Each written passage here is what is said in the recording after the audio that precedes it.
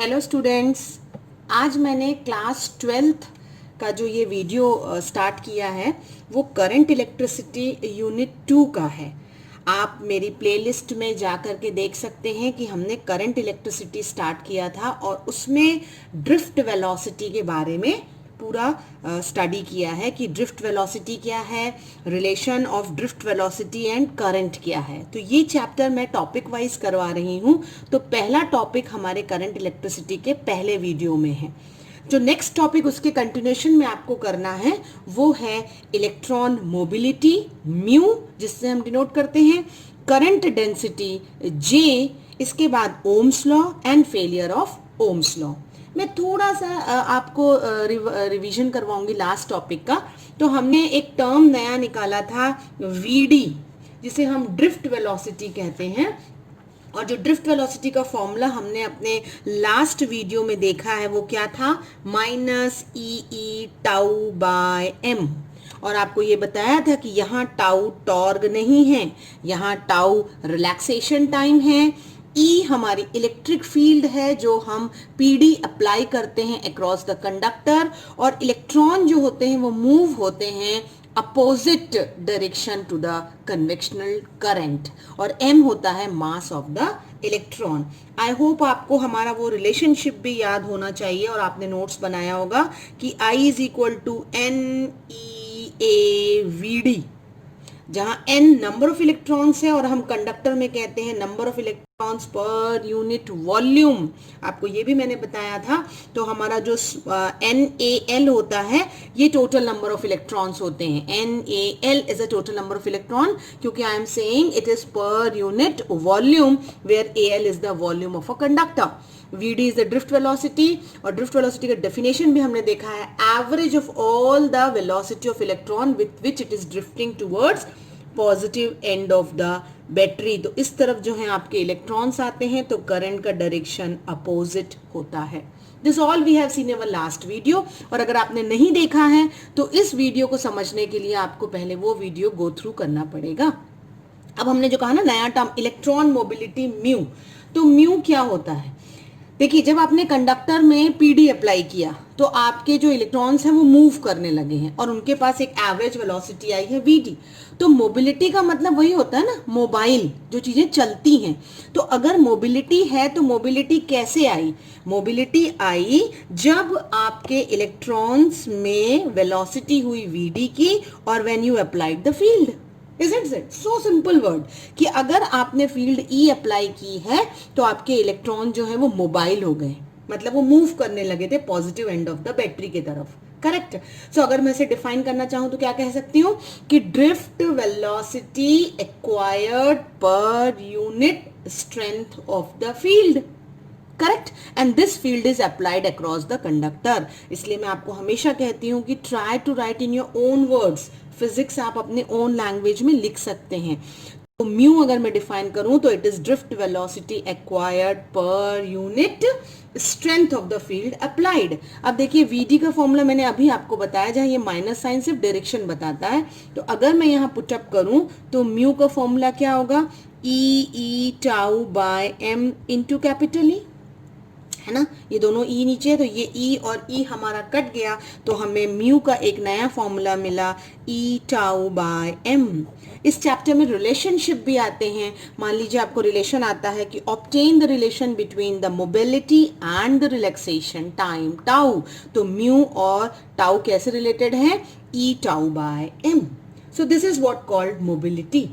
अब आप एक और नया फॉर्म इसका ले सकते हैं। कैसे ले सकते हैं? देखिए, हमने यहां से वीडी को क्या पुटअप किया, वीडी को हम क्या कह सकते हैं, this is nothing but mu E. Agreed ना, क्रॉस मल्टीप्लाई किया है। और अभी मैंने आपको बताया ये रिलेशन हम लास्ट वीडियो में जो है वो डिराइव कर चुके हैं, NaEVD। तो वीडी को मैं यहाँ पुटअप करूंगी तो क्या होगा, करंट आ जाएगा NaE म्यू ई। करेक्ट। अब ये क्वेश्चन पूछ सकता है कि obtain the relationship between mobility and current. So ये छोटे छोटे आपके जो इस चैप्टर में फ्रेम होते हैं formulas, they are very important for the numerical point of view also. आप मोबिलिटी का यूनिट जो है वो बताएंगे metre square per volt second. इसका यूनिट होता है म्यू का metre square per volt second. Correct. So this is what known as mobility. Now जो नेक्स्ट टर्म मैंने आपसे कहा कि हम पढ़ेंगे, that is known as current density J. T को हम डिनोट कर रहे हैं स्मॉल j से, कैपिटल J से भी आप कर सकते हैं. So if I have taken a conductor, मेरा अजम्पशन क्या है कि मैंने एक कंडक्टर लिया है. कंडक्टर की जो लेंथ है वो स्मॉल l है, कंडक्टर का जो एरिया है वो कैपिटल A है, और इस पर जो हम फील्ड अप्लाई करते हैं दैट इज E. करेक्ट. ये कंसिडरेशन हमेशा हमारा रहता है ना. तो E हमारी इलेक्ट्रिक फील्ड अप्लाइड है. सो करंट डेंसिटी डिफाइन करने के लिए आप बोलेंगे कि if the current flowing through conductor is I, इसमें जो करंट फ्लो हो रहा है वो कितना है, I है, then if it is uniform over the section, ये पूरा अगर यूनिफॉर्म है, इक्वली करंट फ्लो हो रहा है, then I is nothing but J dot A. Dot use करना है मुझे, मतलब over the section of a conductor अगर आपका यूनिफॉर्म करंट जा रहा है तो करंट डेंसिटी डिफाइन करने के लिए मुझे क्या करना पड़ेगा कि I is J dot A. अगर मैं छोटे एलिमेंट्स लेती हूं, है ना, जैसे एरिया एलिमेंट लेती हूं DA, एरिया एलिमेंट मतलब छोटा एरिया है कंडक्टर का, तो कितना करंट फ्लो होगा, DI. So in that case also I have to write कि DI is nothing but J dot DA. Agreed. तो आपकी जो करंट डेंसिटी है, if it is normal to the cross section of the area, normal का मतलब ही हुआ है आपका कि J is parallel to A. ये बात ध्यान रखना है आपको. If J cap is parallel to A, area पर J कैप कैसा है, पैरेलल है. ठीक है. अगर ये केस होता है, या इसको आप कह सकते हैं कि current density is normal to the cross sectional area, है ना, तो आपका थीटा हो जाता है 0, यानी जो आपका JDA कॉस थीटा होगा वो होगा DI के बराबर, और क्योंकि ये 0 है, cos 0 1 होगा, तो DI क्या हो जाएगा, JDA हो जाएगा, है ना. तो I मुझे निकालना है, तो it is integration of JDA. Correct. In general लेकिन हम कहते हैं इंटीग्रेशन का मतलब ये हुआ कि एरिया आपका जो है वो कंप्लीटेड आपका इंटीग्रेटेड फॉर्म में आ जाएगा, जो भी सरफेस होगा जिसपे भी करंट जा रहा होगा. लेकिन इन जनरल हम I को क्या कह सकते हैं, it is nothing but JA. तो यहां से करंट डेंसिटी J क्या हो जाएगा, I by A. So this is the usual formula for current density, कि current flowing over the area of cross section A is known as current density. Correct. अब I का formula देखिए, अभी मैंने आपको बताया था ना, what is I is NEAVD. तो J क्या हो जाएगा, NEAVD बाय A और A कट गया, तो J का हमें एक नया फॉर्म मिल गया, दैट इज NEVD. यानी this is the relationship between J and VD. Correct. अब अगर हम J एंड VD ला सकते हैं तो हम टाउ के फॉर्म में भी ला सकते हैं, क्योंकि हम VD का फॉर्मूला जानते हैं कि VD का जो फॉर्मूला है वो क्या होता है, E टाउ बाय M होता है ना. E टाउ बाय M अगर VD है तो मैं यहाँ पुट अप कर सकती हूँ. So what will be J in that case, NE, उसके बाद E tau by M. That means E into E will be E square. तो करंट डेंसिटी हो गया NE square capital E tau by M. Say with the definition only I am getting so many relationship also.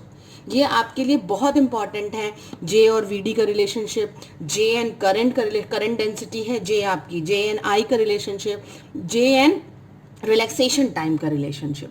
सो ये दो term हमने बहुत important पढ़े हैं कि इलेक्ट्रॉन मोबिलिटी म्यू क्या है और करंट डेंसिटी J क्या है. अब हम पढ़ेंगे कि what is Ohm's law. Topic आपके लिए नया नहीं है, आपने 10th में भी इसका स्टेटमेंट किया हुआ है और आपने प्रैक्टिकली किया होगा लैब में, and then you have plotted the graph also between V and I and it is always a straight line, है ना. तो अगर आपको स्टेटमेंट याद है तो आप क्या कहते हैं, डायरेक्ट आपको अपने ओन वर्ड्स में लिखना चाहिए कि कंडक्टर के अक्रॉस अगर मैं PD अप्लाई करती हूँ V का, कंडक्टर के across if V is the PD apply then it will directly affect the current. अब शायद आपको ये पूरा क्लियर हुआ होगा कि कैसे जो है वो PD करंट पे अफेक्ट करता है, क्योंकि हमारे पोटेंशियल के हिसाब से ही, इलेक्ट्रिक फील्ड अप्लाइड के हिसाब से ही इलेक्ट्रॉन्स का फ्लो होता है, and they suffer the collision also in between. Again I am saying कि ड्रिफ्ट वेलोसिटी का कंसेप्ट मेरे लास्ट वीडियो में है, आप प्लीज उसको गो थ्रू करना। तो जब आपके इलेक्ट्रॉन मूव करते हैं तो वो आयन से टकराते हैं, they get accelerated, and between the two successive collision you are having the tau relaxation time. तो ये v जो है वो I से प्रोपोर्शनल है, तो हम एक यहाँ नया कांस्टेंट इंट्रोड्यूस करेंगे and that is called R, resistance. तो स्टेटमेंट क्या है कि when the physical conditions are unchanged, means in the ideal condition we are saying कि current flowing through a conductor is directly proportional to PD across the ends. So I am saying कि अगर आपको समझ में आ गया है तो आप अपने ओन वर्ड्स में लिख सकते हैं। R आपका रेजिस्टेंस है। रेजिस्टेंस का मतलब ही होता है कि one who opposes the current. Resist करना मतलब किसी चीज को रोकना, है ना। तो रेजिस्टेंस का अगर मैं यहाँ से यूनिट देखना चाहूँ तो V का वोल्ट होता है, I का एम्पियर, तो वोल्ट पर एम्पियर इसका यूनिट है जिसे हम कहते हैं ओम।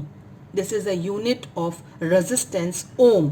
तो 1 ओम का एक डेफिनेशन आएगा कि when 1 volt of PD is applied across the ends of a conductor and current flowing through is of 1 ampere is called 1 ohm, है ना। मैं बार बार स्ट्रेस करती हूं कि फिजिक्स में आप अपने ओन वर्ड्स पे ध्यान दीजिए कि कैसे लिखते हैं। अब यहां से हमें एक कंसेप्ट पता चलता है, क्योंकि आप 12th कर रहे हैं, दिस इज नॉट 10th कि आपको सिर्फ स्टेटमेंट याद करना है। यहां से आपको एक क्वेश्चन फ्रेम होगा कि व्हाई देयर इज आर क्यों है, मतलब what is the cause of resistance, क्यों ऐसा होता है कि आपको करंट को अपोज करने के लिए आर इंट्रोड्यूस करना पड़ा। अदरवाइज तो पीडी बढ़ाते जाइए, करंट बढ़ता चला जाएगा, करेक्ट, तभी तो स्ट्रेट कर्व है। तो कंडक्टर मैं बोलूंगी, आप लास्ट वीडियो में देखे होंगे कि जब हम पीडी अप्लाई करते हैं across the ends of conductor, क्या होता है, free electron get accelerated, they get accelerated and they suffer the collision against ions and atom। Conductor में जो ions और atom हैं उनसे वो टकराते जाते हैं। तो when they are suffering what collision, their motion is opposed। तो वो मूव करना, अपोजिशन फील करते हैं और वो मूव करना चाहते हैं towards the positive end of the battery, and this opposition by the ion is termed as resistance. तो रेजिस्टेंस एक्चुअली अपोजिशन है जो हमें इस एक्सेलरेटेड इलेक्ट्रॉन को फील करना पड़ता है when they move towards the positive end of the battery. तो एक क्वेश्चन यहां से बनेगा कि what is the cause of resistance which you get from the Ohm's law, V equal to IR, या R is V by I। But Ohm's law is not a fundamental law, ये fundamental नहीं है। अब हमें ये 12th में पढ़ना है कि क्यों नहीं है, तो उसके लिए इसके कुछ फेलियर्स हैं which we are going to see. Ohm's law is not fundamental law, उनके फेलियर कैसे पता चले, जब हमने अलग अलग तरीके के डिवाइसेस पर पीडी और करंट के बीच के ग्राफ की स्टडी करी। सो जब टेम्परेचर बढ़ता है तब रेजिस्टेंस भी इंक्रीज होता है। ये हम अपने नेक्स्ट वीडियो में देखेंगे कि what are the factors affecting resistance. तो इन केस अगर आपका टेम्परेचर बढ़ रहा है, रेजिस्टेंस बढ़ रहा है, तब आप उस केस में इसका लीनियरली जो है स्ट्रेट कर्व जाएगा, ये नहीं फाइंड आउट होता है। There was a change in the curve. तो PD across metallic conductor is not varying linearly, बल्कि उसको लीनियरली वैरी करना चाहिए according to Ohm's law. So because of the heating effect there was some change, उसके current और V का graph सीधा नहीं होता। तो this is one of the failure, because graphically it should be a straight line, so we can say that it is not obeying the Ohm's law। and you cannot take the ideal condition कि अगर आप कुछ चीज use करते हैं तो there was no amount of heat or there will be no wastage of energy in the form। तो heating effect of current के कारण आप ये कह सकते हैं कि it is not a linearly increment or the increase in the V and I। अगला उनका जो फेलियर था वो पता चला when we have to study junction diode. आपके 12th में है जंक्शन डायोड, आगे सेमीकंडक्टर के चैप्टर में। उस केस में आप देखेंगे कि जंक्शन डायोड जो है वो एक सेमीकंडक्टर डायोड है जिसे हम एक PN जंक्शन के फॉर्म में बनाएंगे। दिस इज अ डायोड जिसके 2 टर्मिनल होते हैं। इस केस में भी देखा गया कि when you apply the forward biasing is there to the diode, जब फॉरवर्ड बायस करते हैं आप डायोड को, तो वोल्टेज से करंट बढ़ता है, यानी वोल्टेज बढ़ाने से करंट बढ़ेगा। ठीक है, लेकिन नेगेटिव भी जाता है, यानी वोल्टेज बढ़ाने से करंट कम भी होता है। तो there was no such case कि आप पीडी बढ़ाते जाइए तो लीनियरली आपका जो है वो बढ़ेगा current. So this is again a drawback कि junction diode is not obeying your Ohm's law, so it's a failure. फिर आप थायरिस्टर एक डिवाइस है, ये भी सेमीकंडक्टर डिवाइस है, जिसमें आपका करंट बिल्कुल नॉन लीनियरली होता है। करंट में इंक्रीज और में डिक्रीज, करेक्ट। तो इसका कर्व भी नेगेटिव में भी जाता है ना। तो या तो वो बढ़ेगा या तो कम होगा, दोनों ही केस हो सकता है। सो ये थायरिस्टर है, जो ये ए बी पोर्शन है ना, कि पहले कम हुआ फिर बढ़ गया अचानक से, तो ये आपके थायरिस्टर के नेगेटिव रीजन को इंडिकेट करता है। तो again it's a semiconductor device.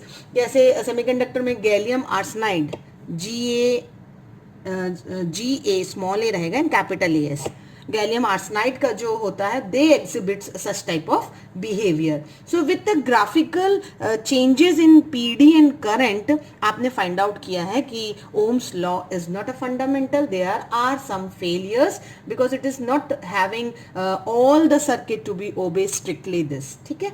तो अब हमने इस वीडियो में जो है वो एक नया टर्म पढ़ा है, रेजिस्टेंस, और resistance, resistivity and factors affecting हमारे नेक्स्ट वीडियो में होगा। Thank you, students.